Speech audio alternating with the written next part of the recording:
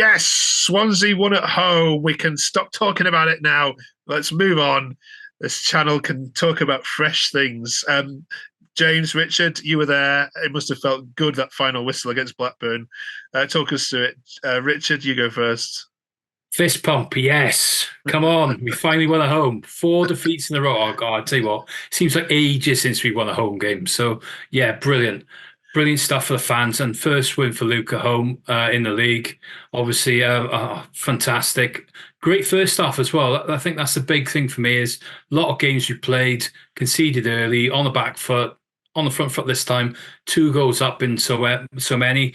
And we're all sitting there thinking, oh, this is easy, the championship, isn't it?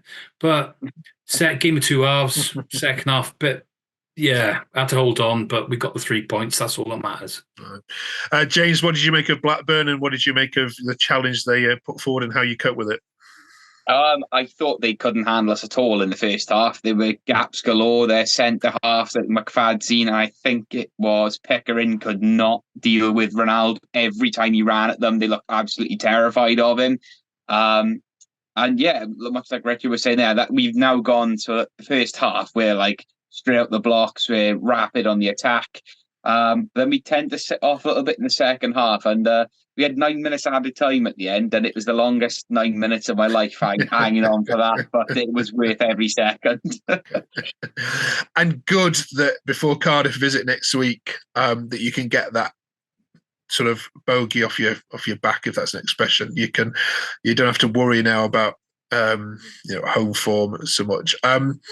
What about then the rest of the teams winning? Because you are now still 4 points outside the relegation zone, thanks to other teams winning. But there's a bit more traffic between you and the drop. Richard, how do you rate your chances of survival now, a week on from our previous discussions? Yeah, I think we're going to stay up. I think it's more a case of solidifying yourself in the middle of the table now and seeing how far we can go, and just have a good finish under Williams and really build for next year. We have played some good football in some of the defeats, some of them not so much, but at the same time, it's building that brand in it and trying to get the philosophy through. And I think getting that complete performance, like James was sort of saying now. Played well for 45 minutes, not so well for the other 45. But this week, I thought we were very resilient at the back. I think that's a key thing. If you want to stay up, you will need to do that. But I think, yeah, we're going to be fine. Yeah, there was a survey done, I think, this week of the difficulty of the fixtures, and Swansea are right at the bottom of that list. You've got the easier fixtures of all the one. James, do you look at something like that and get worried? Because of course it's not those teams around you that you want to play, really. It's the people, like Sunderland in 10th that haven't got anything to play for, isn't it? I think it suits us quite well because the run we've come off the back of, and we were playing pretty much most of the guys who were fighting for promotional playoffs.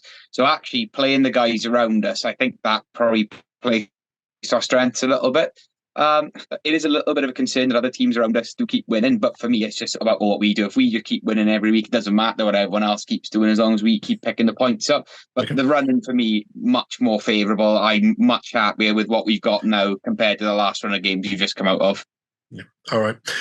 So, of last 2 away games, or a couple of away games we've had, superb results at Hull and at Sunderland. And we're away again this weekend. I know we're recording this before the midweek fixture, but it's a short trip over to Bristol.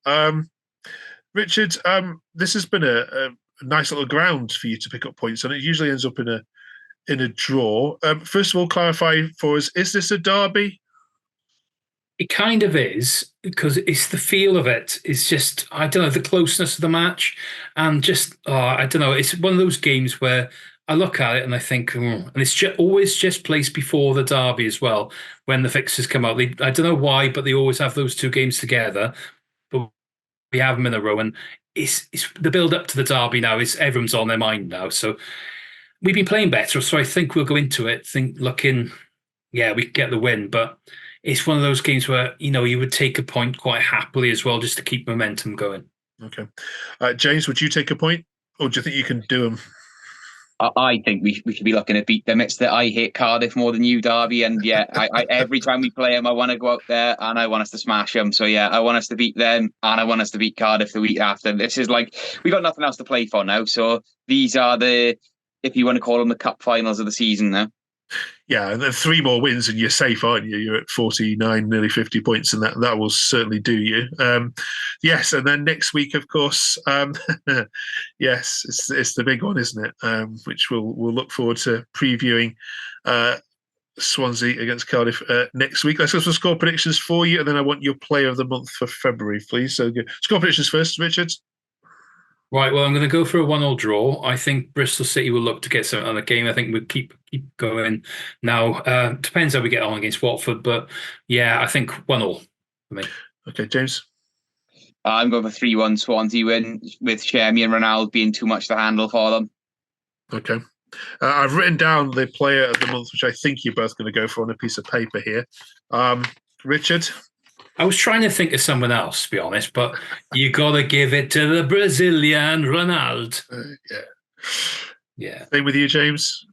I'm going to go slightly against the grain with this one, and mainly because of what I've seen over the last couple of games, but we've got to give it to the SA1 Maldini that is Kyle Norton. The man has aged like a fine wine, and his performances of late have been absolutely colossal for us. I think so much of what he does goes unnoticed. He may have slowed down quite a bit in his age, but his touch, his reading of the game, and his experience have been invaluable the last couple of games. Okay, fair enough. There's only Ugbo at Sheffield Wednesday, which is keeping Ronaldo off the best signing in the January transfer window for me. Yeah, he clearly gets my vote. But yeah, okay, enjoy your short trip to Bristol this week. Not too far for you to travel over the bridge, and we'll catch up with you for the big one next Monday night. Fantastic. Cheers, All right. Cheers, fellas. Thank you.